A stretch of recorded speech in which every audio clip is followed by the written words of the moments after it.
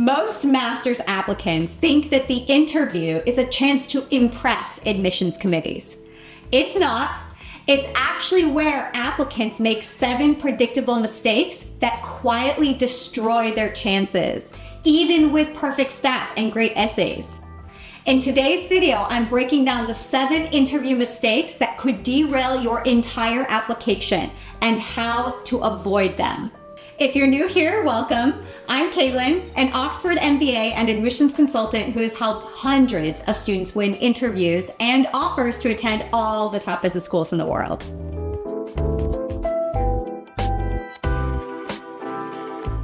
Mistake number 1 is ignoring the format. Not all interviews are measuring the same things, and if you prepare incorrectly, you'll underperform even if you're a strong candidate. So there are 2 main kinds of interviews. You'll have the live interview and you'll have the pre-recorded. Now, in the live interview category, you can have an interview that is a non-human interview, meaning you're not going to be interacting with a human being. That's also known as the Kira Talent interview. Or you can have the human being interview that's happening in real time with a human being. So for the Kira Talent or live human being interviews, you should not be trying to memorize full word-for-word answers. But you should be memorizing core adaptable stories so deeply that you can tell them naturally within answers to different kinds of questions. Memorize stories, not scripts, for this kind of interview. So example essential adaptable stories that you want to start thinking about and memorizing include a time when you demonstrated leadership, a time when you failed, a time when you were innovative, a time when you managed conflict, and a time when you engaged an unmotivated classmate or colleague. These stories are building blocks that you can use under pressure. The live interview, which is either the Kira Talent interview, non-human, or the human one-on-one interview, is designed to test your clarity, composure, adaptability, structured thinking, and how you communicate in real time. If you memorize scripts, then you will freeze the moment that you see a question phrased a little bit differently. But if you have these stories in your back pocket, you can grab them anytime you need to get evidence for something that you're claiming in one of your answers. Now, if your school gives you a question prompt ahead of time, and they say either make a video and upload it, or they say you're gonna get this question in your Kira Talent interview, then our preparation for that question is completely different from the live interview because we know what will be asked. So the way that we're gonna prepare is we're going to write out our script for that response word for word. And then we're going to rehearse that script until we can say it without stumbling, and it will sound completely natural.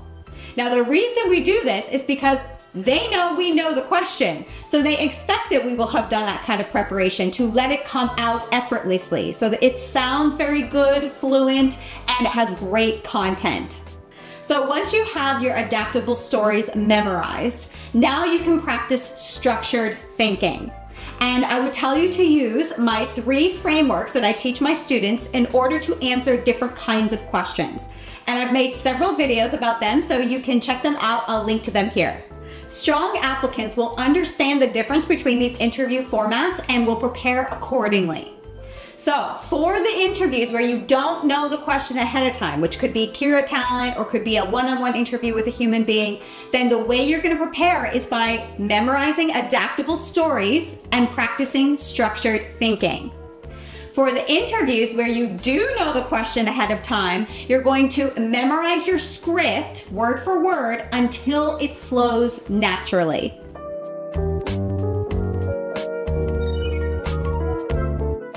Mistake number 2 is rambling. Many applicants will think that more words equals more impact. However, long answers signal a lack of structure, self-awareness, and professionalism. Great candidates are concise. They know how to stay under time for the Kira Talent interview and land their point within maybe 2 to 4 minutes for the one-on-one human interview.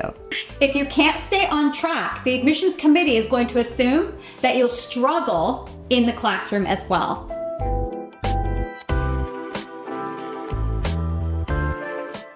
Mistake number 3 is not showing evidence.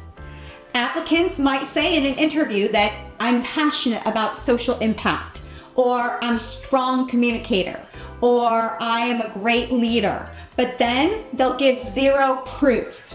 Every strong interview answer needs evidence.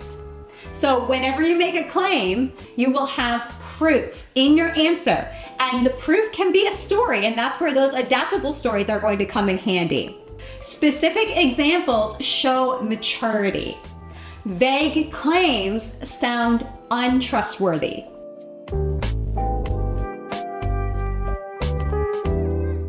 Mistake number 4 is being too formal and losing all personality. Now, many applicants will try to sound professional, but they'll come across as being stiff, scripted, corporate, or boring.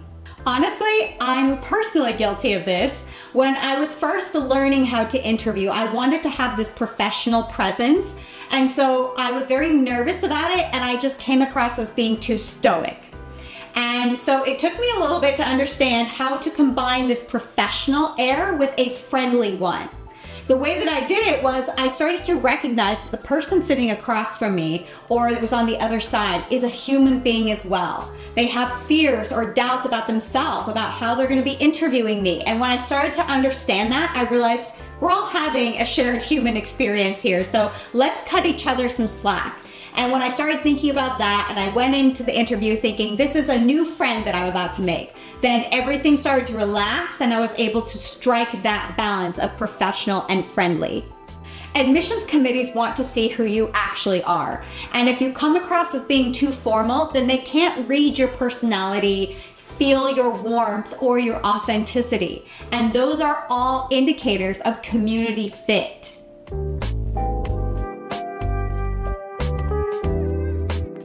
Mistake number 5 is failing to answer the actual question. This is one of the most common reasons that applicants will fail the Kira interview or a live interview.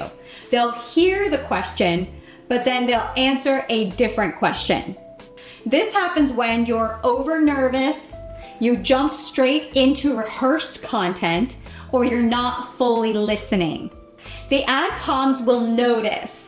So if you listened to the question, but you didn't understand it or you think you might have it wrong, take a beat before you answer. So if it's the Kira Talent interview, you can take another second to read it again. If it's a live interview with a human being, then you just ask them, can you please repeat the question?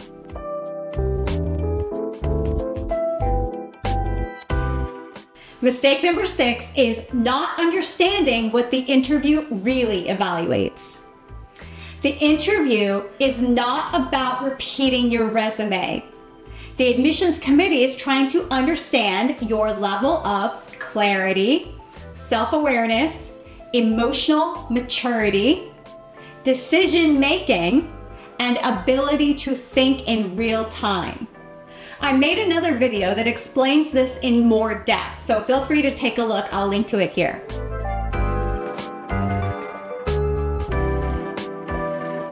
Mistake number 7 is not preparing for behavioral questions. The interviews are full of these, so you have to take the time to get really comfortable answering them. Questions such as, tell us about a time when you worked on a diverse team. Tell us about a time when your colleague got the project you really wanted. How did you handle it? Tell us how you handle stress and pressure. You can't wing these. Behavioral questions require moments, not vague summaries. Applicants who don't prep for these will always ramble or freeze. Kira makes this even harder because you have 20 to 30 seconds to think and then 60 to 90 seconds to respond. So preparation is everything.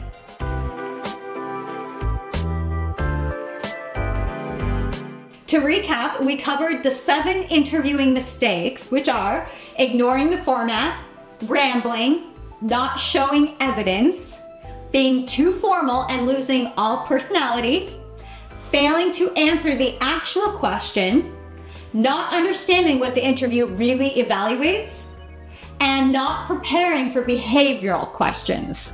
If you're preparing for the Kira Talent interview, then I have many resources that I can offer you. You can check out the description below to see all the links. You'll find a free list of the top 10 Kira questions. You'll find my free app interview that you can use. There are many games and some of the frameworks are there. You can learn how to work with them. And I've just recently developed the Kira Mastery System, which has 21 mini videos that equal about 80 minutes of runtime for you to go strategically through the process of preparing yourself for the Kira Talent interview. So take a look. Thank you for spending time with me today, and I'll see you in the next video.